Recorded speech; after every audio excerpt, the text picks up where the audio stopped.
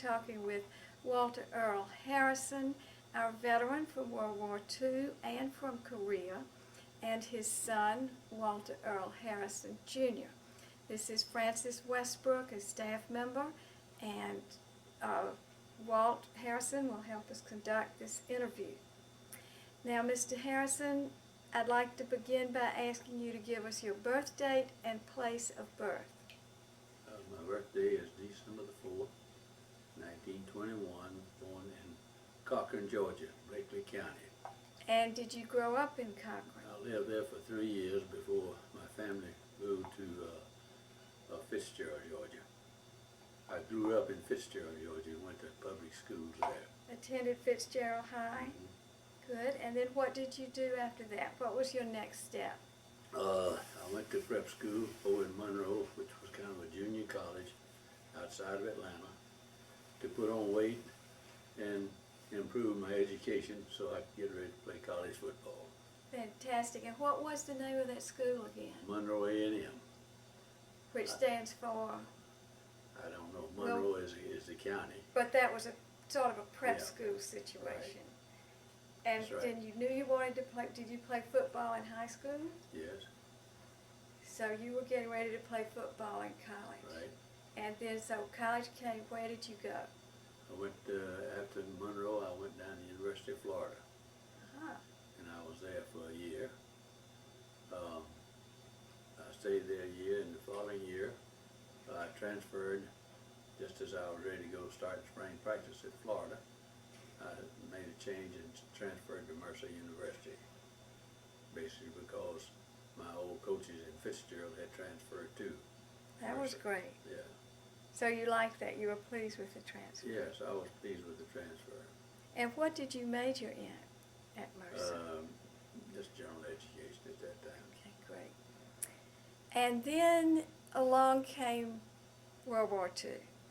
And do you remember where you were December the 7th of 41 when Pearl Harbor was bombed? Yeah, I was riding in the backseat of a Buick convertible down Vanville Avenue with a cute girl.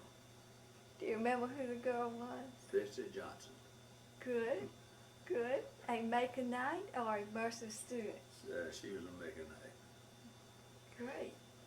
And so you heard this on the radio, or did you Yeah. have car radios at Yeah. that time? And you heard it?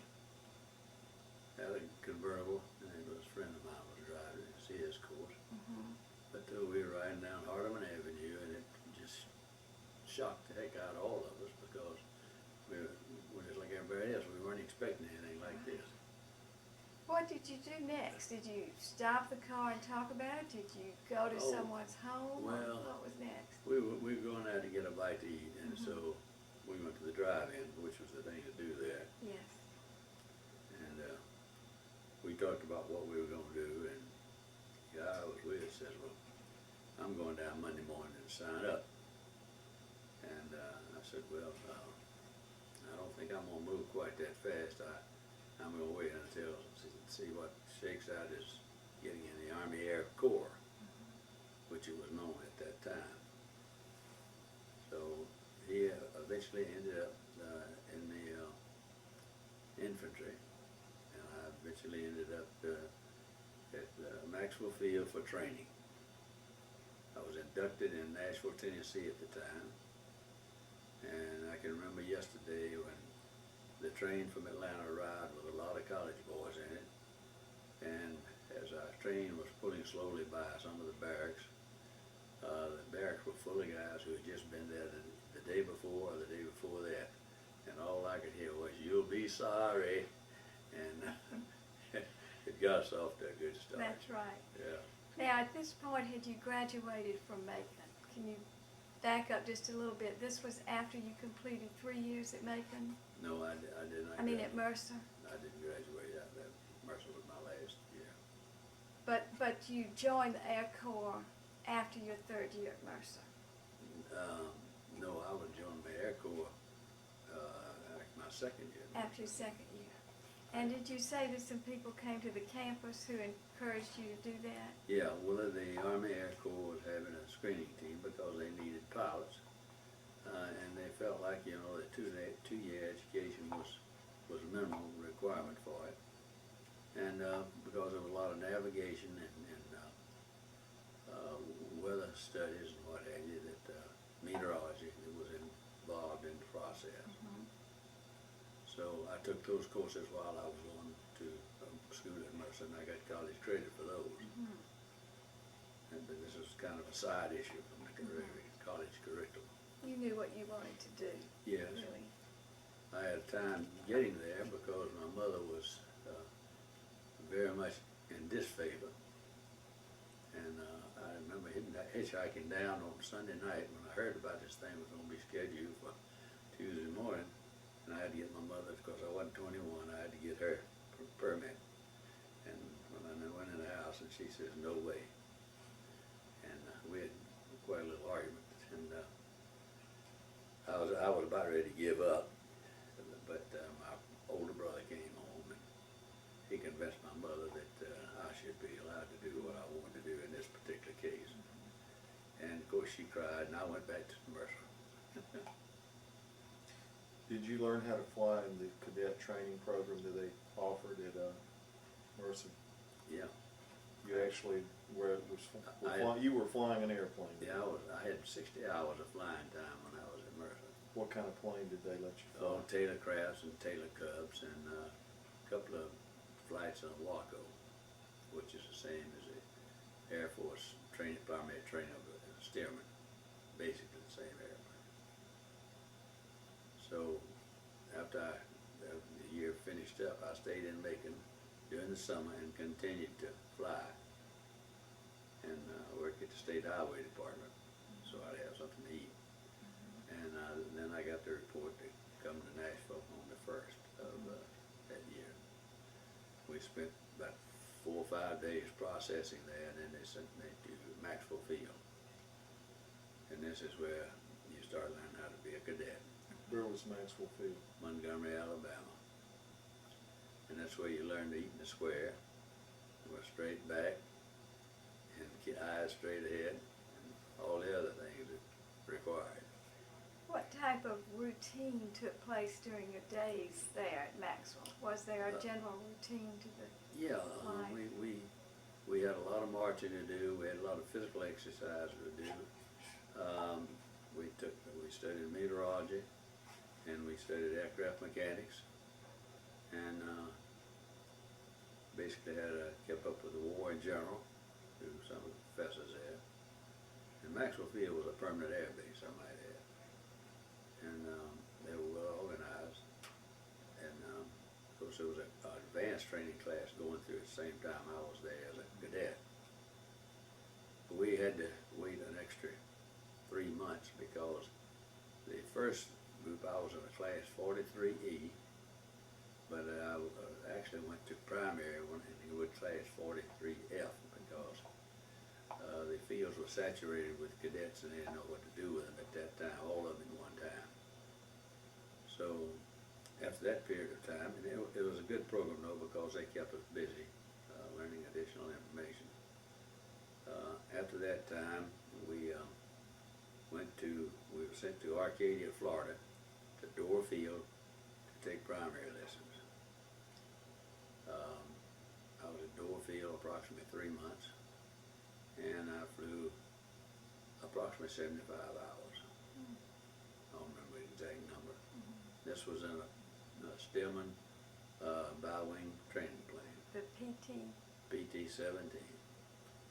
From Door Field, I was transferred to Bushfield over to Augusta, Georgia. And there we flew what we called VLT vibrators because their official name was BT-13. But they were a low-wing airplane, and they made a lot of noise because of the way they were constructed. And they were made by VLT, and they made them in a hurry. From there, I was transferred to Turner Field at Albany, Georgia, where I flew 3 different kinds of airplanes there. The AT-10 was a basic twin-engine trainer. If you had requested fighters or faster bombers, you also flew AT-9s, which were much quicker and less wings, and more of a challenging airplane than the original 10. And in addition to that, they gave us training in a AT-6, which was the advanced training machine for combat pilots, single engine combat pilots. And that program lasted, I think, about 3 months also, thereabouts. I graduated in June from flying school and made a second lieutenant. I was then transferred to Dodge City, Kansas, where I was assigned to a B-16, a B-26 squadron for training. I had originally requested that the #1 airplane I would like to have flown would be an A-20, which was a twin-engine light bomber, a 2-man crew.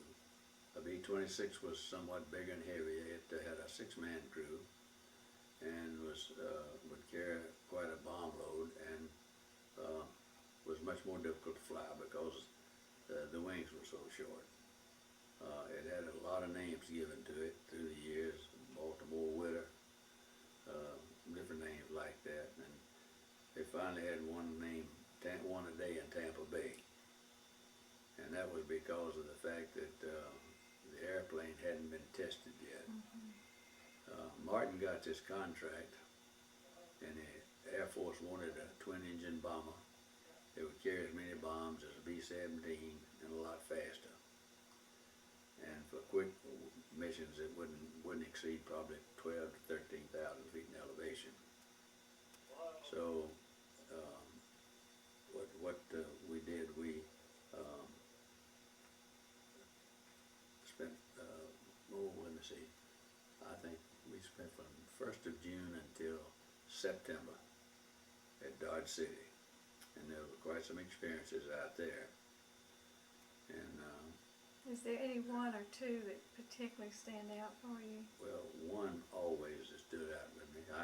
One of the guys I flew with in my unit, three of us were assigned to an instructor. And so after he rode around and checked us out in the airplane, he says, tomorrow night we're going to do night flying. And the airplanes had already been enough wrecks and problems with them to where the Truman administration, it was his committee, had condemned the airplane and stopped the production of it. But the airplane had such a fantastic safety record in combat till they had to reconsider. And they started making them again, but they made some modifications. But the plane was made, and one of the reasons for that, the plane was made in 7 months from the time that the government gave Martin a contract until it was flying, and that's no time at all. And it was done by a fellow named Magruder, and he was an aeronautical engineer. He worked for the Martin Company. He placed a lot of innovative stuff on this airplane, which no other airplane at that time had, such as a tricycle landing gear and swivel turrets and the use of plexiglass all over everywhere, and several other things. It's a list of the things in here that the plane actually came off the floor with a lot of modifications to it, which created maintenance problems and a lot of learning and how to fly the airplane. And it was known as a widowmaker because so many young fellows were killed. And the wing loading on it was a very high percentage, and that meant that you just didn't have enough wing really to carry the load that we were carrying. They did make minor modifications through the years, and they made a model A-2G, and all of them. Actually, to me, the more they added, the more it ruined the airplane because it slowed it down, and it just wasn't as much fun flying it then. But I was pleased that I was able to go to the B-26 transition school and learn how to fly. Well, the one instance that I remember so well was I flew with a fellow named Paul Bjork, and he was a driver for Lucky Teeter, the guy who used to race cars and turn them over at shows and jump cars and everything else. And Paul was a member of his driving team. Well, he tried to drive a lot like fly a lot like he drove. We had a situation one night when it came time to night fly, and the instructor walked out there with us, and he says, well, he says, you guys go ahead and take the airplane. He says, I've never flown in 1 and 2 at night, so there's no use for me to go. So he would have had to stand up between the cockpit and the back of the airplane. And so he told me, he says, Harrison, you take the first 3 landings, and then Paul, you take 3. Well, we went out and laid around, and my 3 were all right. Paul was on the ball. He was adjusting things on his side that the co-pilot had control over. And I was adjusting the items, trailing the flaps, closing the oil coolers, and just getting the airplane ready to run down the roof. And instead of starting from a dead stop, we never stopped. We hit the line granite, we changed all these things and took off again. Well, that worked out all right. And then we came around, we changed seats, and Paul got in the pilot's seat. And we took off, and the first landing was fine. The first landing was just beautiful. And then I noticed as we started down the runway, and we kept getting faster and faster and faster, and we're getting closer to the end of the runway, and we weren't flying. And it finally dawned on me that he had a bad habit, that he would take the big old round trim tab, which was by his knee, and for some reason or other, every time he'd land, he would move that trim tab forward all the way. Well, that made it impossible to get the nose up. And so finally, almost at the end of the runway, we ran out of runway, and we either gonna start sliding on our stomachs or get out and get up.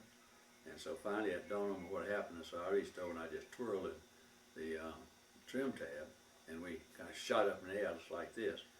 But we only cleared the guardhouse down at the main gate by about 10 or 15 feet. So you can imagine what was going on in that guardhouse, and that airplane was coming that way. And so that was a one experience there that I'll always remember, and he will too. So we went around and made one more landing, and I said, well, you get somebody else to go, well, yeah, I'm not through. Don't blame you a bit. So interrupt me anytime you like. From Dodge City, we went to Barksdale Field in Shreveport, Louisiana, and that's when we started operational training. And we were there until approximately the first week in January. And by that time, the crews had all been assembled. We all met each other for the first time. And the way the crews were formed was the major who was in charge of the flight section, which I was assigned to, had selected crews for everybody, except I didn't have a crew. And I went back to ask him, because I'd been flying. He lived in Evansville, Indiana, and I'd been flying home with him on the weekend to see his folks, because he just returned from overseas. And he appreciated it, and we got along fine. And but I walked in his office and asked him why I didn't have a crew. He said, well, we're going to keep you here as an instructor. And I said, I don't want to be an instructor. I want to go 9 years old. And he said, well, son says you have to do what the Air Force tells you to do. And I said, yes, I understand. I said, still don't like it, but I understand. Well, about 2 or 3 days later, he called me in, and he says, I've got a proposition for you, Harrison. I said, what's that, sir? He says, are you familiar Sergeant Heflin? And I said, yes, sir, I sure am. Has he flown with you before? I said, yes, sir, he has. He says, you think you could control him? I says, no, sir, I don't think I could control him, but I think I could live with him. And he says, well, he says, if you'll agree to take him as an engineer, I'll build up a crew for you so you can go on with the rest of the guys. Well, Heflin at the time, I quizzed why was Heflin such a problem. Well, Heflin was an old timer. He was 43 years old. I was 21.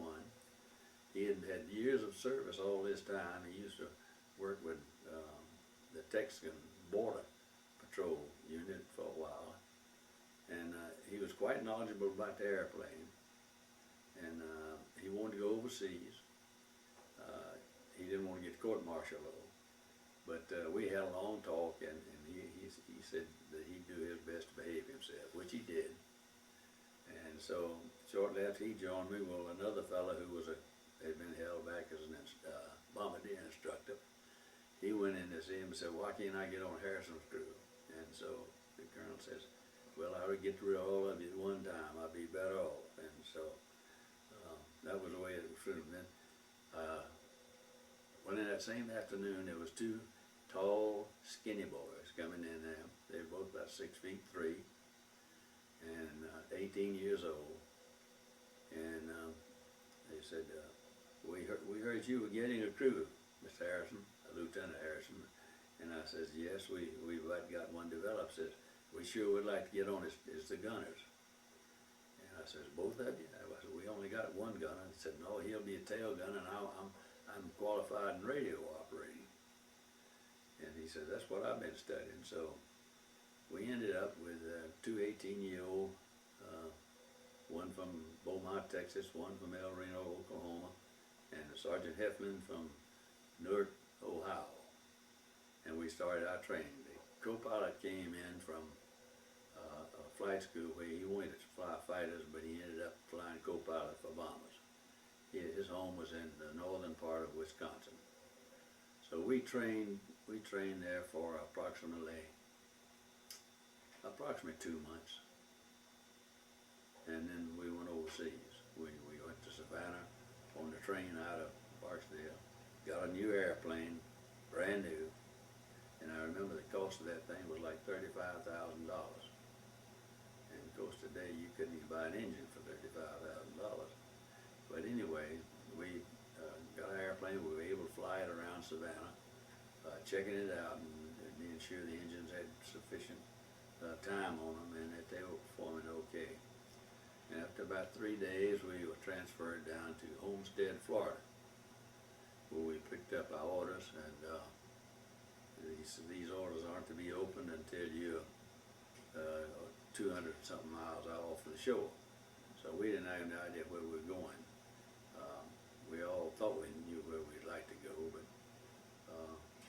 I don't know. I for some reason or another, I wanted to go to England, and some of the guys wanted to go to North Africa, and some wanted to go to India, and different places. But anyway, we started off. We flew down to Brazil. Actually, we went to Puerto Rico first, then flew to Brazil, landed at the air base where Jimmy Jones, the Christian fellow who killed everybody, years later that was. But this was just a runway, just huge, right out of a huge wet forest. And the humidity there was just absolutely unreal. And of course, the barracks were clean, but we had to eat fruit basically for the food that you could really handle. We stayed there overnight and went on down to Natal the next day. No, we went to Brazil, Belém, and then the Belém Air Base was right on the mouth of the Amazon River, and that was even worse than the first place we stopped. And then the next day after that, we flew on down to Natal, which is on the far east coast of Brazil. We stayed there several days, getting ready to go overseas. And by then, I knew where we were going. Well, the crew was going to England. And so our next stop was the Ascension Island. Now, Ascension Island, I don't know how much you know about it, but it's an island that sits out in the middle of the Atlantic Ocean between Africa and Brazil. And it's 1,500 miles either way to the nearest land. Well, we had heard a lot of ghastly stories about fellows who got lost, or something happened to their airplane, because it was about a 7-mile flight. And in fact, one of our boys in our squadron that was flying with us, he got lost. And the Germans were very smart. They had put submarines out there around that island, and they would send out false signals, so the planes coming in, if they followed the German submarine signals, they wouldn't hit the island, they'd hit probably 75, 50, 100 miles east or west of it. Well, I cautioned my guy to be real careful about where his information was coming from. And so after flying, we had a navigator that had been assigned to us from the Air Transport Command, and he wasn't much help. He just was enjoying the trip. He was real good getting a place to stay at each place we stopped, though, because he'd been there several times before. But other than that, we didn't find he was contributing very much. But anyway, after flying about 7 hours, we had the radio everything seemed to be all right. And as we were flying above the clouds, and as we got down below an low overcast, sitting right out there on our nose was this island. That's a beautiful island I ever saw in my life. And all it was a big hunk of rock. It had one peak in it to the north, which was about 3,000 feet. And it had a kind of little valley between it and another smaller peak, which was about 300 or 400 feet. And the runway had been cut all through this, and all through this gravel, and stretched across the island. It was about 1.5 miles wide. And all the airplanes had to, nothing was right about it. There wasn't any place to park. You parked on the side of a mountain, like you'd park a bicycle. The runway had a big dip in it, and it just wasn't a very nice place to stay.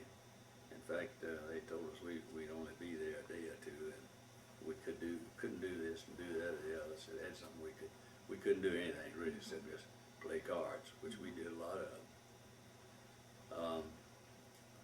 The next day, we left and left for the Gold Coast, on the coast of Africa, right where, and I don't know what's the Gold Coast city's name, but it was considered, they call it Gold Coast, which is right in the break where Africa goes right south and then it goes east and west around a big hump. Well, it's right in that wedged in area there. So they had it was a jungle drums and everything else beating all night. The Firestone had a tire plant, a rubber plantation right next door. And the natives there stood up ringing and celebrated all night long. And then the next day they brought over all their goods to sell us. And everybody had bought a pair of Blim boots. And they were kind of like walls, only they were boots, they were slick sides on them and a little higher. And everybody bought a set of boots whether they needed them or not. But we were there for a couple of days, and then we flew up to Dakkar. And Dakkar was right on the coast, filthy, very filthy. No personal habits just took place anywhere, all over the place. And we had to stay there 2 days, and then we flew to Marrakesh. And that was fine, except we had to stay there until the weather cleared over England. And we were there for, I think, 3 or 4 days, and then one night at midnight, we were called and told to get the crews together. We were going to England the next morning. But we knew that was going to be the worst flight of all, because England was we knew that it was going to take at least 8 hours and 40 minutes to get there. And so that night, a B-24 was taking off right in front of me, and I was the first B-26 out there on the runway to go. And the B-24 couldn't get altitude, and it ran into the wall around the city and exploded into how many pieces. And that I remember one of the boys came up there and said, "I wonder if this is what's combat like." And I said, "Well, we got to go to England to find out." And so we took off, and we flew through all that debris and everything. By then it had cleared up. But we'd been flying about an hour and a half, and all of a sudden the radio operator looked out to the left, and he saw a whole bunch of lights. And he called me and said, "Look, would you take a look out there?" And I'd kind of noticed it a time or two, but wasn't paying too much attention because I was busy. And there was just breaks in the cloud. And so he says, "That's a convoy." I said, "Yes, got to be a convoy." Well, the navigator from ATC said, "Oh no," says, we own schedule. Says we're supposed to be flying north for a little while, and then we're going to try and turn west and go out to the 10th meridian, and then we turn north and we go to 10th meridian all the way up to the Irish Sea. Well, when we got up there, I said, well, we aren't over a convoy right now, but we're going to find out soon. So I turned west, flew due west about 20 minutes, and found out we were over Lisbon, Portugal. And that was when we didn't have too good a relationship with the Spanish. And so we were all right, though. We made it okay, all right. And we went on out to the 10th meridian and turned north. Well, the wind was very high that night, and you couldn't really determine anything really as far as forecasting what the weather was going to do. You couldn't figure out really what kind of heading you had because of crosswind. So we flew, seemed like all day long and half the night, but it wasn't quite. It was just, we got to southwest part of England at about 8:30 in the morning. We'd been up then, well, by the time we were still circling up there.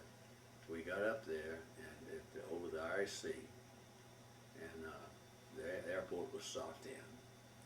And England usually stayed that way a lot of time. And so I began to fly around, and we kept looking at the gas gauge, and we'd already been up 8 hours and 45 minutes, and that's about 5-10 minutes longer than we figured we could absolutely do it. And so finally I called it, had to get a fix.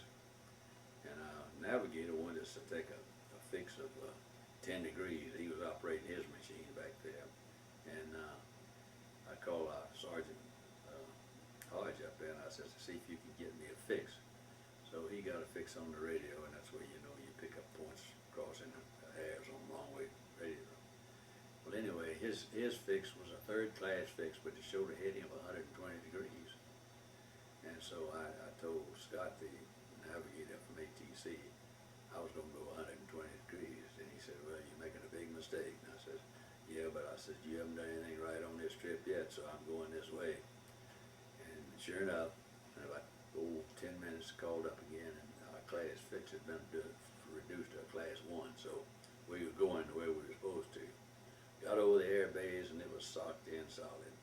And they told me, the tower told me, and I says, well, if you fly around there a few minutes, as long as you can hold up with gas, but says, get ready to go out and land on the beach. And I'm saying to myself, here's this brand new airplane. We flew all the way from Savannah, and now we're going to land on the beach and watch it get washed out to sea.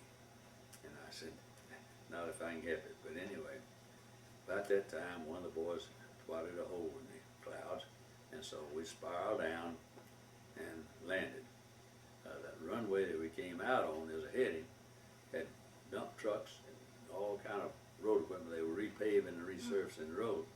But right down the side of it was a long taxiway, which wasn't very wide, and it had airplanes lined up on both sides, wingtip to wingtip. But I said, that's better than the other, so we're not going around, because I didn't think we had enough gas. Well, I landed on the taxi strip. And when we got down the taxi strip, the major, the operations officer, called, and he called up to the cockpit and said, Lieutenant, what the hell are you doing down here? I said, I just landed. He said, get that airplane and get it over there in that field with the rest of them. I said, all right. So I revved up the left engine. It was out of gas. And so he kind of backed off a little bit then. And the next part of that story is one I always had kind of had a sour feeling about. We were all hot and tired and sweaty, and we'd been up about 15 to 20 minutes longer than we knew gasoline had. And we were sure it was ready. And so we went up to the Red Cross. American Red Cross was serving coffee and donuts. And I went up and ordered coffee and donuts for everybody. And they bought service to it, and then they says, are you people, is your crew personnel, permanent personnel? And I said, no. I said, we're a combat crew on our way to England. Well, I'm sorry, we can't feed you guys. And I said, lady, you got to be kidding. Well, no, she wasn't kidding at all. And the head of the Red Cross team came out there, and she says, we have to restrict this because we've got a limited amount of coffee. And I said, well, I'm sorry, because I said, we haven't had anything to eat since last night, and it wasn't very much then. And I said, we sure would appreciate a cup of coffee. And she said, well, I'm sorry as I can be. And I said to myself, well, Red Cross, you'll never get another dime from me. And I held to that until about a year ago. And so I live hard. I take a grudge a long way. After that, we spent a place at St. Morgan, and it's all on the paper here. And everything I'm going through here is written down basically in this information. So anytime you want to stop me, stop me. Please keep we- on. So did you go from there to Dublin? We went by Grove, which was airport right outside of Oxford University. And naturally, that was the first night in England where we were close enough to London, so we all got on a train and ran to London. And they had a air raid that night, and we heard bombs popping all over here. So we knew that we were getting awful close to where we were supposed to be going. And we stayed there one night, went out the next day, and they flew us up to Northern Ireland to a place called Tombs, which was right outside of Belfast.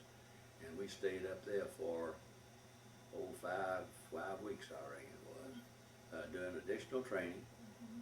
And so then finally one afternoon they picked us up. They picked 3 crews up, and in a C-47, and flew us down to Stansted. Today Stansted is the 3rd largest airport in the London area. And at that time it was just 3 black strips, you know. So we went in that night, and we got there by dark, and we were greeted. We were the first crews to finish filling out their complement of a cruise allowed. Like there were 36 airplanes to a squadron, and they were still 3 airplanes short, 3 crews short. So we finished out the complement, and then this was like, I think about April the 18th. On the April 22nd, we flew our first 2 missions.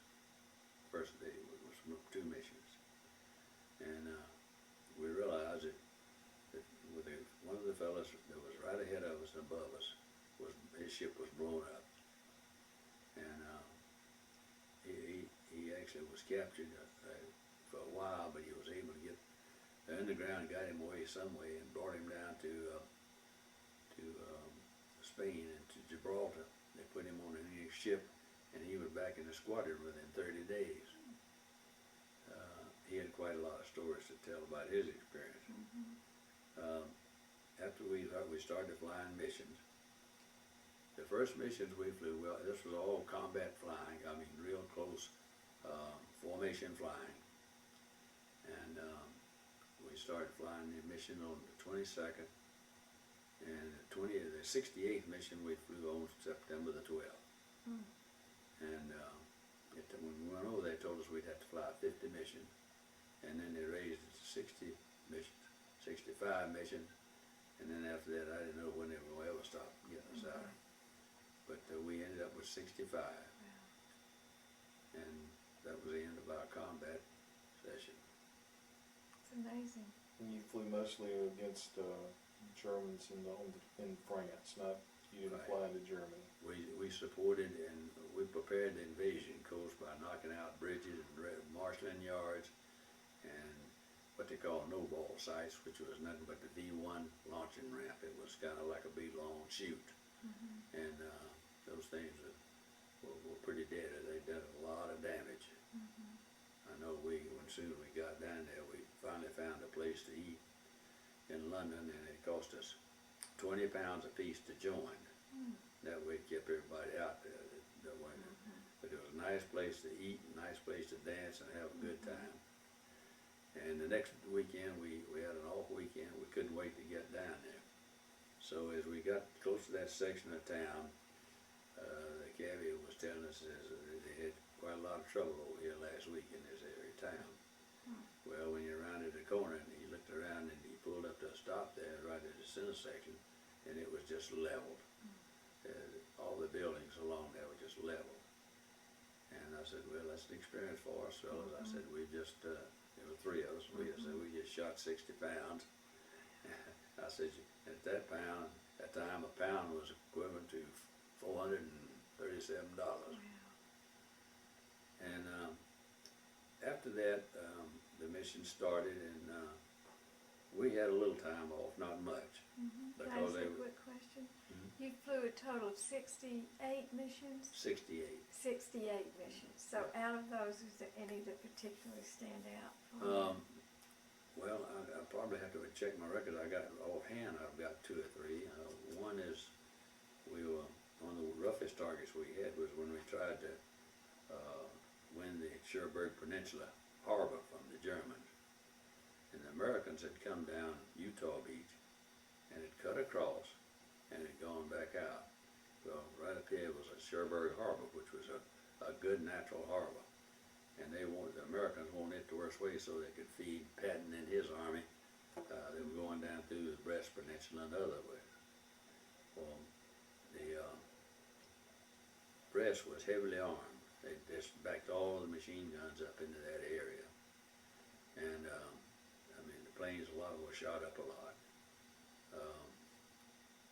Another mission that was very forcefully put to our attention was we went down to bomb bridges just on the north edge of Paris. And this was just a couple of 3 days before the Free French and the American boys invaded Paris. We went after this bridge, and they were sitting there waiting for us. And they knew where we were coming from. They knew what direction we'd be flying in. They had flak already at high altitude, right over protecting that bridge, and they had a lot of flak guns there.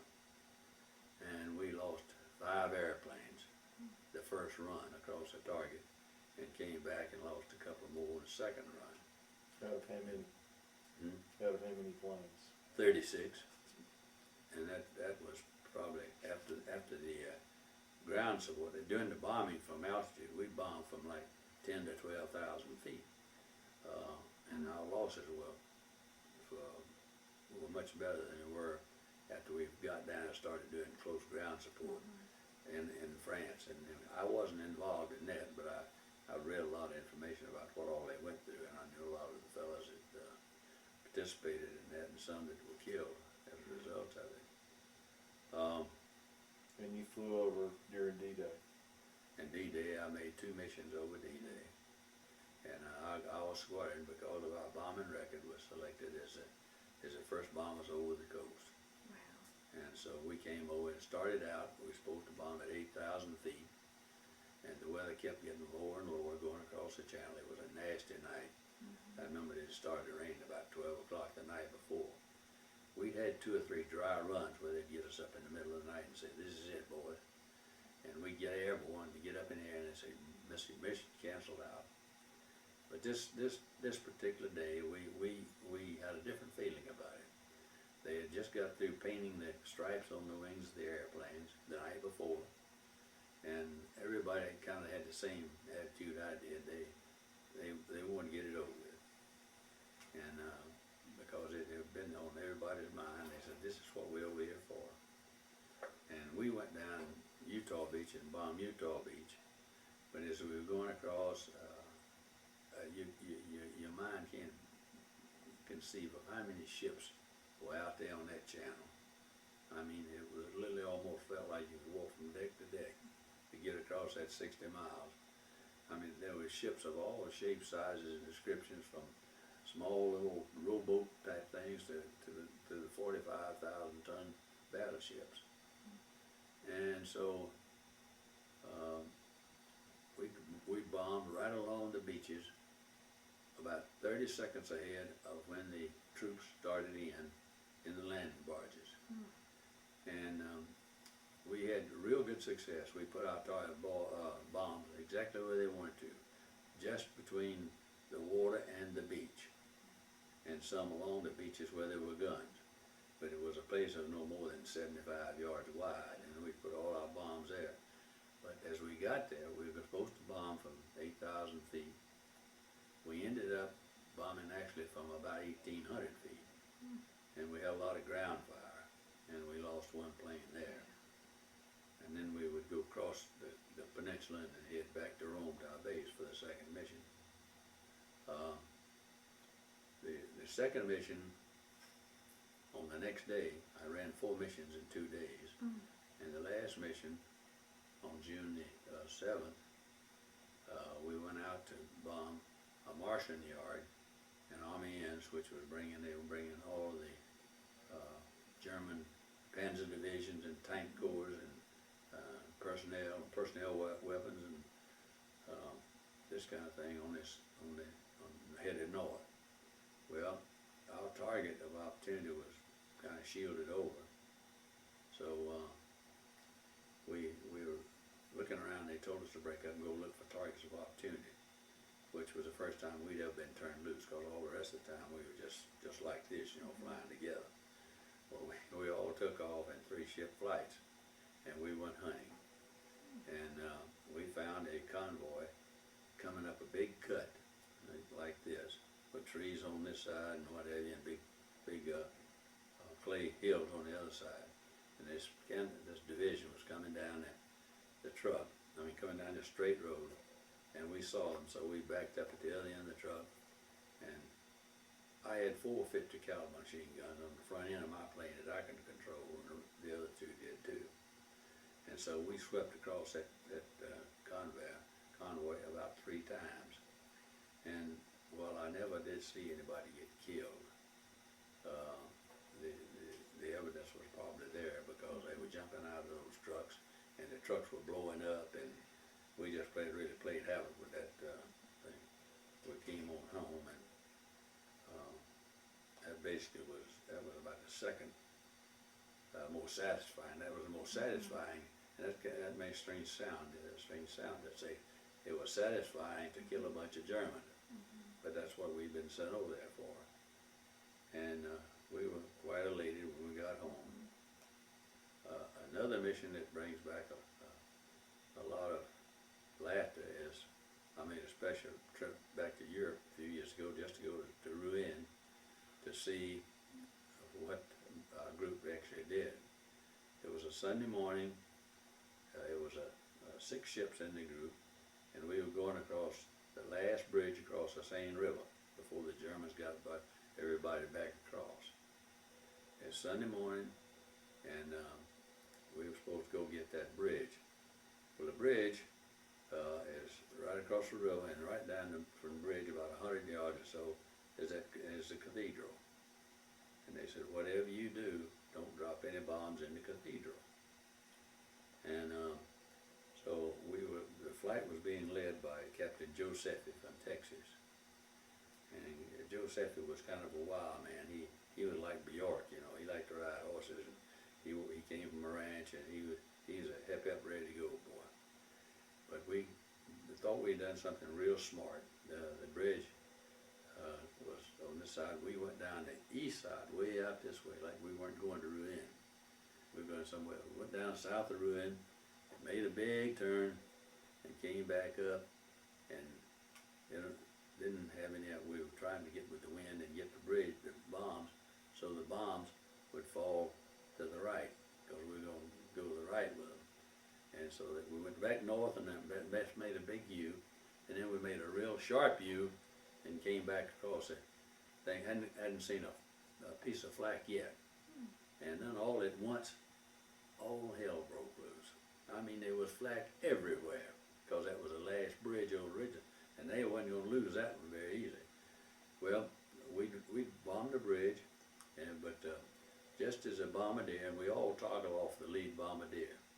So he was the one who hit the bomb site, and he dropped his bombs. The other planes who weren't leading dropped theirs on the leader. And just as they said bombardier said bombs away, well, Josephi hadn't seen any flak whatsoever, and we all were just flying formation around him. Well, all of a sudden, as I said, instead of flying straight and level and the bombs going out this way, he whipped the airplane over in about a 90-degree turn, and the bombs went out this way a little bit. Not far, but just a little bit. Didn't take off from no altitude. And 8 of those bombs landed in that cathedral. And where they damaged out later, and I can't verify this story, but I've heard it so many times, that I know when we got back home, well, the MPs met me at the plane and says, we want you to come to the interview game. I mean,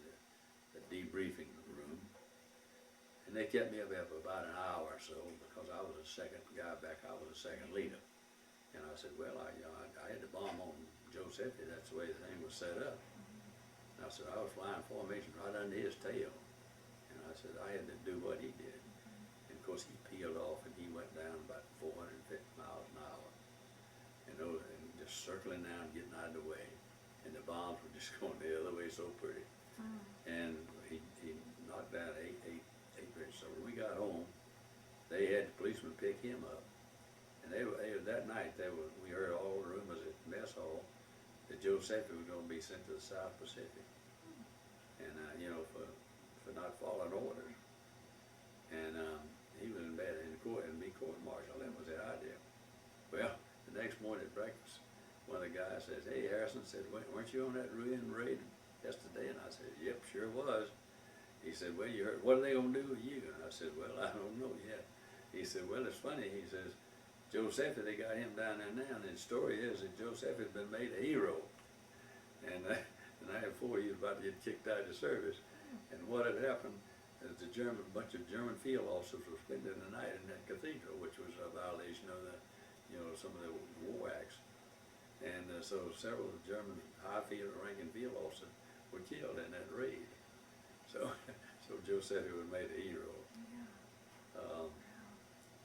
I think there were a number of them. We had a lot of milk runs too, where we wouldn't see any flag carding, we'd go drop bombs and come home. Most of the time we hit the targets, but there were a lot of bombs dropped over that never did hit the targets. And I know we were going across a bridge, and shortly before that, and I reckon the flight that I was most involved in, I was leading that flight, and they had given me a new airplane to fly because mine was in the shop. Well, every time they modified these airplanes, they would change the angle of incidence in the wing compared to the body. It was like the body's here, and by changing the angle of incidence, they raise the wing this way. They kind of get the tail up, make it faster. And they added a little wing to it, the wingtip about 4 or 5 feet. And it slowed it down and made it a little easier to fly. And that was good for the new crews because they still hadn't got accustomed to it.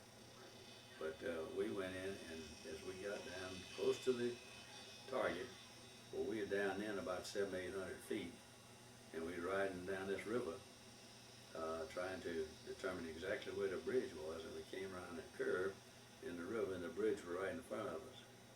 And so we toggled a whole plane load of bombs out of 6 planes right down that river, and we knocked down one edge of it, so it was through for some weeks to come.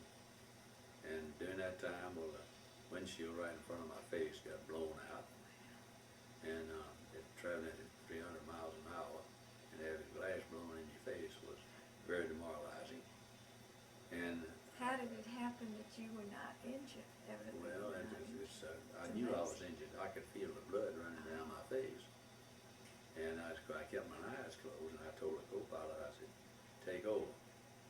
And we started climbing out back up in the sky to get out there. I just knew that I was bloody all over. And so I finally asked the engineer, give me a cloth. I was just seeing. I started knocking glass, slivered glass out of my face. And lo, when I looked down there wasn't a drop of blood there. It was all my imagination. And I could just feel that stuff running down my face. So we got back home, and other than a few instances like that, some missions I would say were a lot rougher than other missions, but there were some that were, a lot. Thank goodness there were a lot of easy ones too. How'd you get back home? Well, we flew back home. I changed places with the co-pilot. He went in the back, and I went over there back in his windshield. No. I'm talking about after your 68 missions were over. Well, after I left the base. After you left the base. Oh well, we were. When they first told us, when we got home from 65 missions, well, I knew it was 65, and the crew was elated. Hadn't anybody been hurt except one? We had one Purple Heart, and that was Radio Gunner, who got a piece of flak through his chin and part of his lip and out the top. And other than that, there wasn't anybody hurt. And we were just elated to get home from that 65th mission.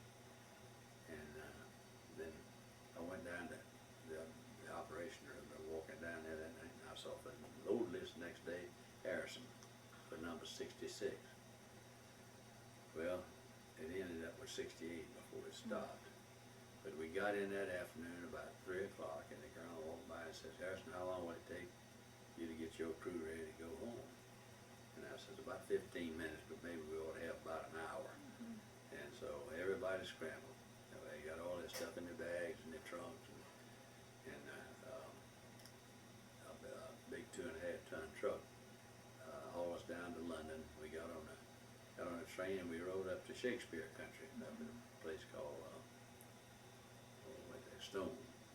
It was a village out of where Shakespeare lived.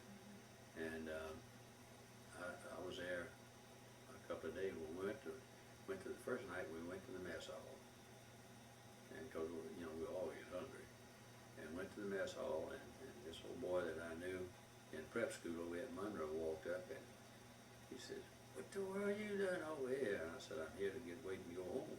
I said, "We got to be processed and then catch a boat when one's available going back." And he said, "That takes about 2 or 3 weeks, doesn't it?" And I said, "Well, that's what they tell us." And he said, "Yeah, okay." He said, "Well, we can get together and have some fun." So he says, "Where are you staying?" I told him what barracks they had assigned us to. And so after he got through his job, he came over, and we spent about 2 hours just renewing the war and what have you. And he'd been a mess sergeant all this time at that one base. And so the next day afternoon, he came by there, and he came by the barracks, and he says, "Harrison, how'd you like to fly home?" And I said, "I'd love it." And he said, "Well, I'm working on something for you right now." And he came back about 7, 8 o'clock at night, and he said, "It's all set. So the Jeep will pick you guys up about 4 o'clock in the morning, and you and your co-pilot will be going home on a transport plane out of Prestwick, England, back to the States." And sure enough, the next morning about 7 o'clock, we took off on the C-54.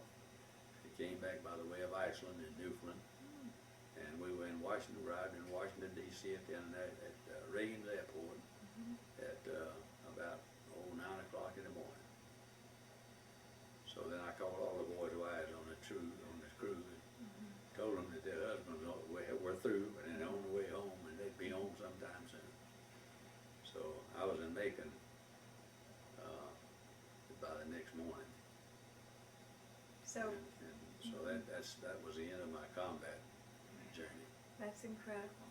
That is the most incredible account.